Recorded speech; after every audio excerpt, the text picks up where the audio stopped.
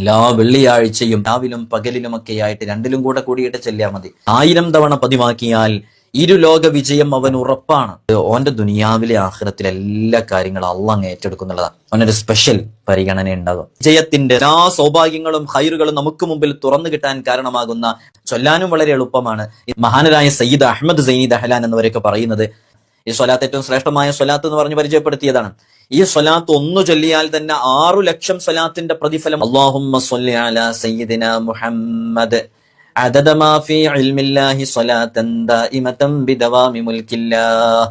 സ്വലാത്ത് ചൊല്ലുമ്പോൾ ഏറ്റവും ചുരുങ്ങിയത് 300 ചൊല്ലിയാൽ സ്വലാത്ത് വർദ്ധിപ്പിച്ചതിന്റെ പരിധിയിൽ നമ്മളൊക്കെ പെടും. നിന്റെ ദുനിയാവിലെയും ആഖിറത്തിലെയും സകല പ്രശ്നങ്ങൾക്കും പരിഹാരമാണ് ഹബീബായ സല്ലല്ലാഹു അലൈഹി വസല്ലമ തങ്ങളുടെ മേലിലുള്ള സ്വലാത്ത്. ഉബയ്യ് ഇബ്നു കഅബ് റളിയല്ലാഹു അൻഹുവിനോട് മുത്തനബി സല്ലല്ലാഹു അലൈഹി വസല്ലമ തങ്ങൾ പറഞ്ഞു തന്നെ, സ്വലാത്ത് കൊണ്ട് തീരാത്ത കടങ്ങളില്ല, സ്വലാത്ത് കൊണ്ട് മാറാത്ത രോഗങ്ങളില്ല.